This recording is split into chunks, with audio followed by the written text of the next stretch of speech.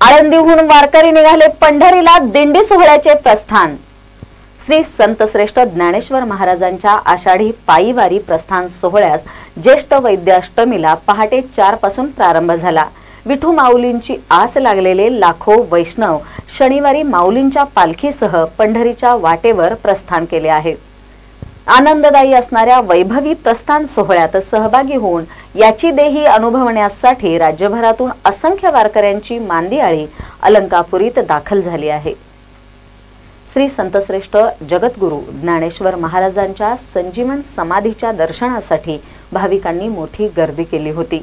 भर उन्हात वारकऱ्यांच्या दर्शन बारीत रांगा लागल्या होत्या।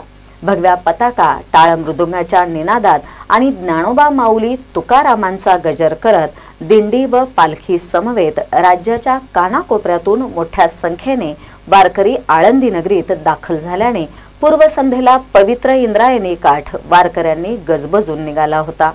इंद्रायणी तीरी दिवसभर फेर, फुगड्या, नामघोष करून वारकऱ्यांनी प्रस्थानपूर्वीचा आनंद मनसोक्त लुटला। टाळ मृदुंगाचा निनाद व ज्ञानोबा तुकारामांच्या जयघोषाने संपूर्ण अलंकापुरी वारकऱ्यांनी दुमदुमून सोडली होती। आळंदीकडे येणाऱ्या प्रत्येक रस्त्यावर दिंड्यांचे वास्तव्य आहे। पायी येणाऱ्या दिंड्यांना गावोगावी चहा, पाणी, फराळ, जेवणाची व्यवस्था केली जात आहे। आळंदीत दाखल झालेल्या दिंड्यांनी शहरात ठिकठिकाणी राहुट्या उभारल्या होत्या। त्यामध्ये भजन, कीर्तन, प्रवचन, हरिपाठ, ज्ञानेश्वरीच्या ओवींचे पठण करण्यात वारकरी दंग झाले होते।